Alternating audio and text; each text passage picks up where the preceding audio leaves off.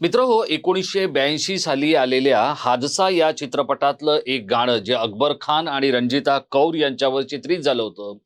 या गाण्याने अगदी 1980च्या दशकापासून आजपर्यंत या शहराचं वेगळेपण अधोरेखित केलंय. आपल्या सगळ्यांना ठाऊक असेल ते गाणं. आपण यूट्यूबवर जाऊन ते बघू शकता. ये बंबई शहर बडा हादसों का शहर है, यहाँ रोज रोज होता है कोई ना कोई हादसा.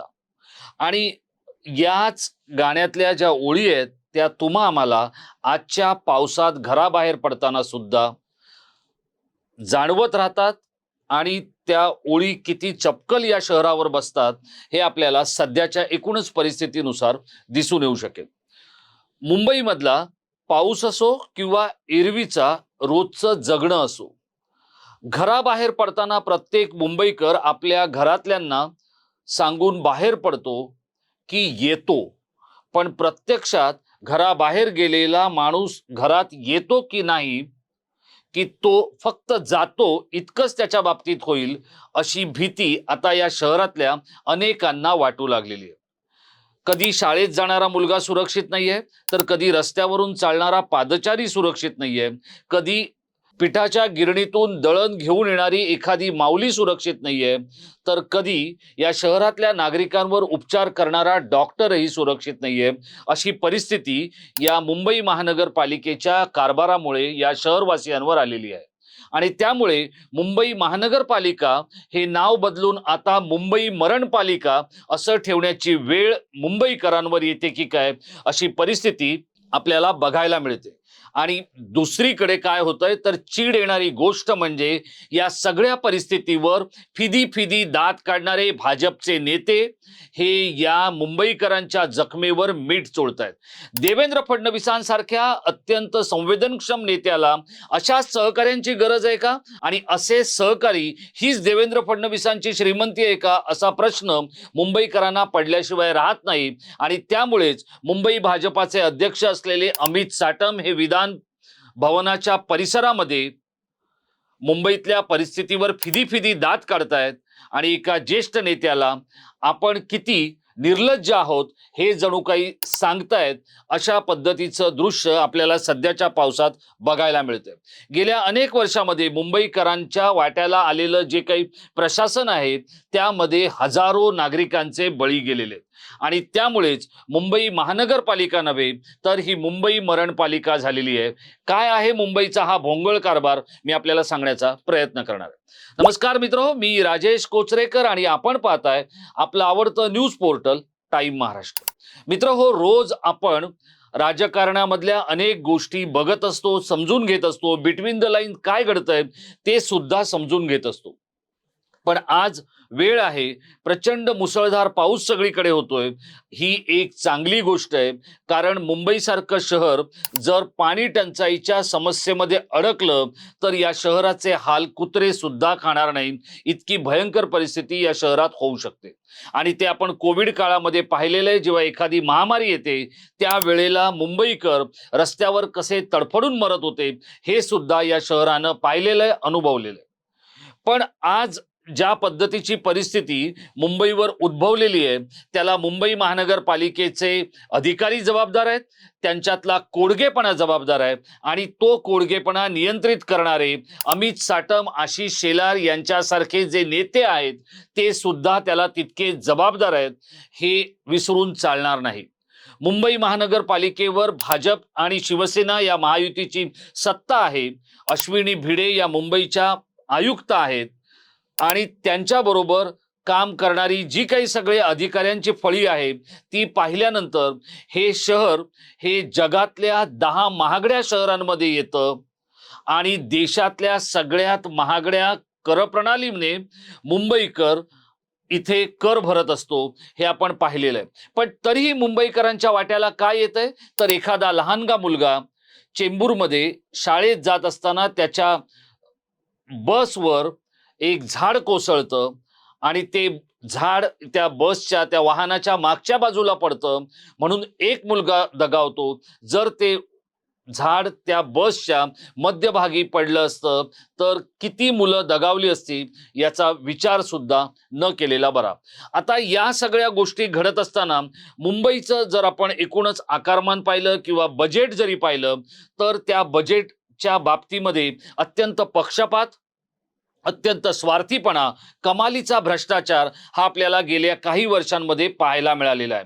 ज्या एल वॉर्डमध्ये आज मॅनहोलमध्ये पडून जी दुर्घटना घडली आणि अस्लम शेख नावाचा एक नागरिक, एक मुंबईकर या मॅनहोलमध्ये पडल्यानंतर दुर्घटना घडली आणि निलाजऱ्या कोडग्या महापालिकेच्या अधिकाऱ्यांनी आणि कंत्राटदाराने त्या मॅनहोलवर जाळी बसवून टाकली.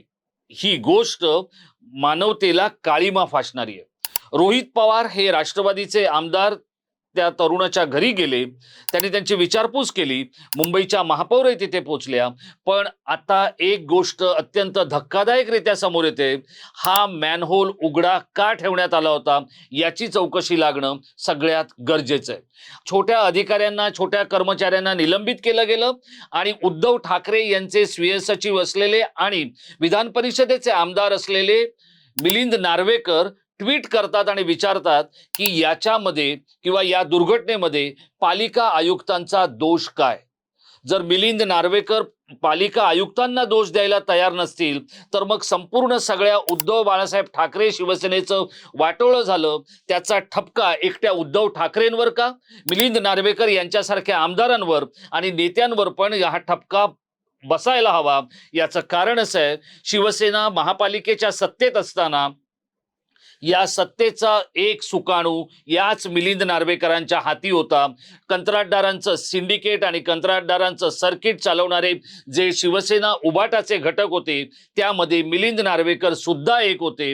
त्यांना कोणताही अधिकार बनत नाही कुणाला क्लीन चिट देण्याचा आणि कुणाला पाठीशी घालण्याचा.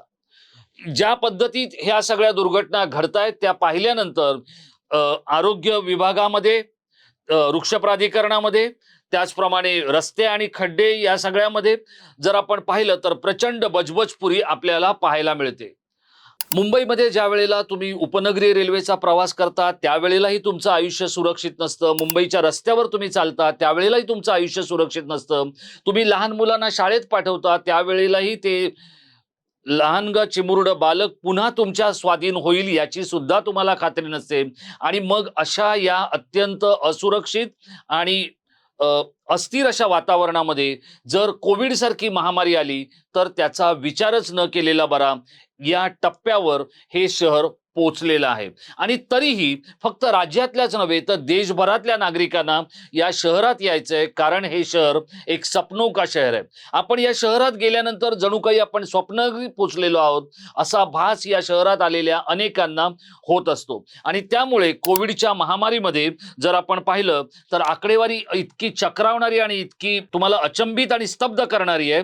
मुंबई महानगरपालिकेचेच 220 कर्मचारी या कोविडच्या कर्तव्य काळामध्ये कर्तव्य बजावताना मृत्यू पावले. कोविड काळामध्ये मुंबईमध्ये 20,000 मृत्यू झाले. प्रत्यक्षात आकडे किती काय वगैरे याचा जर आपण खोलात गेलो तर ते आणखी चक्रावणारे असतील. कोरोना काळामध्ये मुंबई महापालिकेनं 4,150 कोटी रुपये खर्च केल्याचा आकडेवारी सांगते. याच सगळ्या काळामध्ये जर आपण पाहिलं तर रुग्णालयामध्ये अक्षरशः उंदराने डोळे कुरतळल्यामुळे एका रुग्णाचा मृत्यू झाला. जून 2021 मध्ये मुंबईतल्या राजावाडी रुग्णालयामध्ये श्रीनिवास यल्लप्पा नावाच्या लहान मुलावर उपचार सुरू होते. त्याचे डोळे उंदराने कुरतडले आणि त्याचा उपचारादरम्यान मृत्यू झाला. सावित्रीबाई फुले रुग्णालयामध्ये, भांडूप पश्चिमेला हे रुग्णालय आहे, तिथे डिसेंबर 2021 मध्ये 4 बालकांचा सेप्टिक शॉकने मृत्यू झाल्याची भयंकर घटना घडली होती. एसी शॉर्ट सर्किटमुळे अतिदक्षता विभागामध्ये संसर्ग पसरल्याचा आरोप होता. मुंबई महानगरपालिकेचं आरोग्याचं बजेट आहे जवळपास 7,500 कोटी रुपये. सार्वजनिक शौचालय कोसळून सुद्धा मृत्यू झालेले आहेत. म्हणजे तुम्ही तुमच्या प्रात्यविधी करताना सुद्धा सुरक्षित असाल याची खात्री नाही. मानखुर्दमध्ये 2017 मध्ये इंदिरानगर परिसरामध्ये शौचालय खचून 3 जणांचा मृत्यू झाला. भांडूपमध्ये साई सदन चाळीतील सार्वजनिक शौचालय कोसळून 2 जणांचा मृत्यू झाला. त्यापैकीचा एक बाबूलाल देवजी आणि दुसरा लाऊबेन जेठावा यांना देवाज्ञा झाली. कुर्ल्यामध्ये 2020 मध्ये नौपाडा परिसरातील मोडकळी झालेल्या शौचालयाची भिंत कोसळून एका 55 वर्षीय महिलेचा मृत्यू झाला. द्रौपदी परशुराम रावले यांच्यासहित याच घटनेमध्ये 3 लोक जखमी झाले. 2005 मध्ये मुंबईमध्ये महापूर आला होता. 26 जुलैला आजही अनेकांच्या अंगावर भीतीने काटा येतो. इतकी ही गोष्ट प्रचंड भयंकर होती.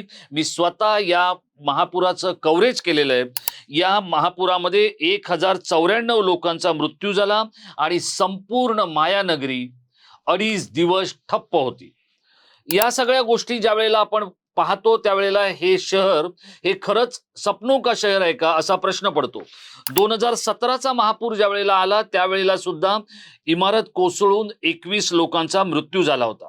नोव्हेंबर 2025 मध्ये प्रकाशित झालेल्या एका अहवालानुसार मुंबईतील सुमारे 8% मृत्यू हे अतिवृष्टी आणि पुरामुळे होतात आणि 8% पेक्षा जास्त मृत्यू झोपडपट्ट्यांमध्ये होतात. याच्यावरून आपण अंदाज बांधू शकतो की ज्या राजकीय नेत्यांना मतांसाठी आणि सत्तेसाठी ज्या झोपडपट्ट्या गरजेच्या आहेत त्या झोपडपट्ट्यांमध्ये 8 ते 10% मृत्यू दरवर्षी होत असतात आणि पालिका प्रशासन ढिम्मपणे त्याकडे बघत असतं.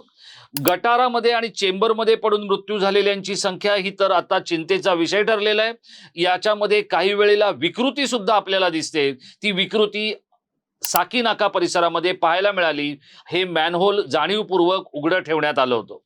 29 ऑगस्ट 2017ला डॉक्टर दीपक अमरापूरकर यांचा लोअर परेल येथे मॅनहोलमध्ये पडून मृत्यू झाला. 36 तासानंतर त्यांचा मृतदेह वरळी कोळीवाडा या परिसरामधल्या समुद्रामध्ये सापडला. मालाडमध्ये 2024 मध्ये अंबुजवाडीमध्ये गटार चेंबरमध्ये पडून 2 तरुणांचा मृत्यू झाला. त्यापैकीचं एकाचं नाव सूरज केवट होतं तर दुसऱ्याचं नाव विकास केवट होतं. एकाच कुटुंबातले हे दोन्ही लोक होते. भांडूपमध्ये नोव्हेंबर 2024 मध्ये 1.5 वर्षांचा कृष्णा गुप्ता नावाचा मुलगा खेळता खेळता उघड्या गटारात पडला आणि त्याचा मृत्यू झाला. अंधेरीमध्ये एका महिलेचा उघड्या गटारामध्ये पडून मृत्यू झाला. ही घटना आहे सप्टेंबर 2024 ची. अंधेरीमध्ये सप्टेंबर 2024 मध्ये तुफान पावसामध्ये एका 45 वर्षीय महिलेचा गटारात पडून मृत्यू झाला. या घटनेनंतर उच्चस्तरीय चौकशीची मागणी झाली होती पण प्रत्यक्षात मात्र याच्यावरती कायमस्वरूपी उपाय काही निघू शकलेला नाहीये. 2024 मार्च मध्ये मालाडमध्ये अब्दुल हमीद रोडवरील एका 15 फूट खोल गटारामध्ये 3 मजूर पडले ज्यात 3 जणांचा मृत्यू झाला. हे मजूर गटार साफ करणारे कर्मचारी होते.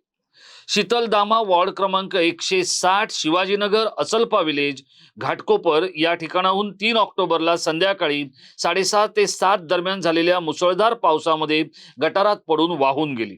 या महिलेचा मृतदेह 5 ऑक्टोबरला पहाटे 3 वाजता वरळीतील नाल्यात सापडला. त्या महिलेला 2 वर्षाची मुलगी आणि 6 वर्षांचा मुलगा आहे. पालिकेच्या भ्रष्ट कारभारामुळे ही 2 लेकरं अनाथ झाली. इमारती कोसळून मृत्यू होणाऱ्याचं प्रमाण सुद्धा मुंबईमध्ये तितकं चिंताजनक आहे. 2013 मध्ये बीएमसीच्या मालकीच्या इमारतीचा ढिगारा कोसळला आणि त्यामध्ये 61 जणांचा मृत्यू झाला. कुर्ल्याला 2022 मध्ये नाईकनगर येथील 4 मजली इमारत कोसळली ज्यात 19 नागरिकांचा मृत्यू झाला. घाटकोपर जुलै 2017 मध्ये सिद्धिसाई इमारत कोसळल्यामुळे 17 रहिवाशांचा मृत्यू झाला होता. 2015 ते 2019 मध्ये या 5 वर्षांच्या काळामध्ये 106 जणांना आपले प्राण इमारत कोसळल्यामुळे किंवा इमारतीचा भाग कोसळल्यामुळे या शहरातून या जगातून निरोप घ्यावा लागला. 2013 ते 2019 या 7 वर्षामध्ये म्हणजे या सुमारे 7 वर्षाच्या काळात 300 मृत्यू झाले तर 3945 इमारतींचे भाग कोसळले. म्हणजे विचार करा की इथलं राहणीमान, इथलं जगणं, इथलं वावरणं, इथे दिवस काढणं किती मुश्किल आहे. नोव्हेंबर 2025 मध्ये भायखळ्यातील बांधकाम सुरू असलेल्या इमारतीजवळ मातीचा ढिगारा कोसळून 2 मजुरांचा मृत्यू झाला. दरड कोसळून गेल्या 29 वर्षामध्ये 290 नागरिकांना आपले प्राण गमवावे लागलेत. तर झाड कोसळून मुंबईमध्ये 2017 ते 2019 या काळामध्ये 30 मृत्यू झालेले आहेत. तर गेल्या 12 वर्षामध्ये 42 लोकांना आपले प्राण गमवावे लागलेत आणि 422 लोकांना याच्यामध्ये दुखापत झालेली आहे, जखमी व्हावं लागलेलं आहे. पादचारी पूल आणि होर्डिंग दुर्घटना या सुद्धा मुंबई शहरामध्ये घडत आहेत. 2019 मध्ये छत्रपती शिवाजी महाराज रेल्वे स्टेशन जवळील हिमालय पादचारी ओव्हरब्रिजच्या कोसळण्यामुळे 6 लोकांना आपले प्राण गमवावे लागले होते. 2024 मध्ये घाटकोपर येथील अवैध होर्डिंग कोसळल्यामुळे 17 जणांचे मृत्यू झाले होते. खड्ड्यामुळे होणारे मृत्यू ही तर आता सर्वसामान्य नागरिकांना जितकी चिंतेची गोष्ट आहे, त्याही पेक्षा ती न्यायालयांना सुद्धा तितकी चिंताजनक गोष्ट वाटते. आणि त्यामुळेच न्यायालयाने नुकतंच एक वर्डिक्ट दिलेलं आहे, एक निकाल दिलेला आहे की पादचारी नागरिकांना किंवा फुटपाथवरून चालणं हा नागरिकांचा मूलभूत अधिकार आहे, ती चैनीची गोष्ट नाहीये. पण या सगळ्या गोष्टींकडे मुंबई महानगरपालिकेचे अधिकारी दुर्लक्ष करत असतात. फक्त रोज संध्याकाळी 6 नंतर या सगळ्या अधिकाऱ्यांना कंत्राटदार, ठेकेदार आणि मलई देणाऱ्या लोकांनाच भेटायचं असतं आणि त्यांचीच कामं करायची असतात. एल वॉर्डचा सहाय्यक महापालिका आयुक्तांना अजूनही निलंबित करण्यात आलेलं नाहीये. ही गोष्ट सुद्धा अनेक गोष्टींचा एक महत्वाचा बिंदू ठरू शकते. आता जर आपण पाहिलं तर खड्ड्यांमुळे 2016 ते 2019 या काळामध्ये 10,076 प्रवाशांचा मृत्यू झाला. म्हणजे सरासरी रोज 6 प्रवाशांचा मृत्यू होतोय. केंद्रीय रस्ते परिवहन व महामार्ग मंत्रालयाच्या अहवालातून ही आकडेवारी समोर आलेली आहे. मुंबई महानगरपालिका दरवर्षी रस्त्यावरील खड्डे बुजवण्यासाठी जवळपास 200 कोटी रुपये खर्च करते. असलम शेख नावाचा नागरिक ज्या मॅनहोलमध्ये पडला तो परिसर एल वॉर्डमध्ये येतो. तिथे एकनाथ शिंदे यांच्या शिवसेनेचे दिलीप लांडे हे आमदार आहेत. तिथल्या सहाय्यक महापालिका आयुक्ताची अजूनही बदली झालेली नाहीये. त्याला का निलंबित करण्यात आलेलं नाहीये, त्याचा गॉडफादर कोण आहे याचा शोध सुद्धा अश्विनी भिडे यांनी घेण्याची गरज आहे. जसं नार्वेकर म्हणतात तसं प्रत्येक ठिकाणी अश्विनी भिडे यांनाच जबाबदार जर धरायचं नसेल तर त्यांनी आपल्या हाताखाली असलेले अतिरिक्त महापालिका आयुक्त, त्याचप्रमाणे सहाय्यक महापालिका आयुक्त, पालिका आयुक्तांनी या सगळ्यांना जबाबदार धरणं ही सुद्धा आता या शहराच्या प्रशासनातली एक महत्वाची गोष्ट ठरलेली आहे. हे सगळं एका बाजूला घडतंय आणि गेली 3 दशकं शिवसेना उद्धव बाळासाहेब ठाकरे यांच्याकडे ज्या महापालिकेची सूत्र होती त्या उद्धव ठाकरे यांनी नुकतीच एक पत्रकार परिषद घेतली आणि त्यांनी आवाहन काय केलं, त्यांनी पत्रकारांना काय सांगितलं तर येत्या रविवारी ते रामरक्षेसाठी एक आंदोलन करणार आहे. वा रे वा उद्धवजी, एका बाजूला 3 दशकं हे शहर आपल्या हातात ठेवायचं, भाजप बरोबर या शहरातली सत्ता, या शहरातली संपत्ती आपल्याला हवी त्या प्रमाणात, हवी त्या पद्धतीत ओरबडायची. आणि आता ज्या वेळेला मुंबईकरांचा संयमाचा बाण सुटतोय त्यावेळेला भाजपच्या मुंबईच्या विभागाचे अध्यक्ष विधान भवनाच्या परिसरामध्ये फिदी हसतायत. आणि ज्या उद्धव ठाकरे यांच्याकडे 30 वर्ष मुंबई महानगरपालिका होती ते उद्धव ठाकरे रामरक्षेच्या गोष्टी करतायत. यावरून मुंबईकरांनी जे काही समजायचं ते समजायला हवं. देवेंद्र फडणवीस यांच्याकडे थोडी जरी संवेदन क्षमता असेल आणि थोडा जरी प्रामाणिकपणा त्यांच्याकडे असेल तर त्यांनी आणि रवींद्र चव्हाण यांनी ताबडतोब अमित साटम यांना त्यांच्या या विकृत हास्यासाठी आणि त्याने ज्या पद्धतीचं वर्तन केलेलं आहे त्यासाठी त्यांचा राजीनामा घेणं हे तितकंच गरजेचं आहे. कारण मुंबई महानगरपालिकेच्या महापौरपदी जरी रितू तावडे असल्या आणि त्या आपल्या परीनं काम करत असल्या तरी त्यांना खऱ्या खुऱ्या अर्थानं काम करू दिले जातंय का नाही हा सुद्धा तितकाच महत्वाचा विषय आहे. आणि जर काम करू न देता जर या शहराचा भाजपा अध्यक्ष नागरिकांच्या मृत्यूवर आणि त्यांच्या कुटुंबियांच्या दुःखांवर फिदी हसत असेल तर फडणवीस साहेब तुम्ही सगळ्यात मोठे गुन्हेगार ठरू शकता. तुम्ही गुन्हेगार ठरू नये यासाठी साटम यांचा राजीनामा घेणं हीच खरी या मृत पावलेल्या मुंबईकरांना श्रद्धांजली ठरू शकेल. मित्रहो, या सगळ्या व्हिडिओमध्ये आपण जे काही म्हटलेलं आहे ते आपल्याला पटतंय का? राजकीय नेत्यांच्या भ्रष्टाचारी वृत्तीमुळे आणि महापालिकेच्या हस्तिदंती मनोऱ्यामध्ये बसलेल्या गेंड्याच्या कातडीच्या अधिकाऱ्यांमुळे जे काही आज मुंबईकरांच्या वाट्याला आलेलं आहे त्या सगळ्या संतापाचा बांध फुटण्याची हीच वेळ आहे का? आपल्याला काय वाटतंय? आपण या व्हिडिओच्या खाली असलेल्या इनबॉक्समध्ये आपल्या प्रतिक्रिया आम्हाला जरूर कळवा. या सगळ्याला नेमकं जबाबदार कोण आहे? आणि हे जे नेते आहेत जे विकृतपणे मुंबईकरांच्या मृत्यूवर आणि त्यांच्या कुटुंबियांच्या दुःखांवर फिदी हसतायत, त्यांचं काय करायचंय हे सुद्धा आपण आम्हाला जरूर कळवा. हा व्हिडिओ आपल्याला आवडला असेल किंवा त्यातली मतं तुम्हाला पटली असतील तर लाईक करून शेअर करायला विसरू नका. या व्हिडिओच्या खाली असलेल्या लाल रंगाच्या बेल आयकॉनवर आपण जरूर ते बटन दाबा आणि सतत आमच्याशी जुळलेले आणि जोडलेले राहा. धन्यवाद.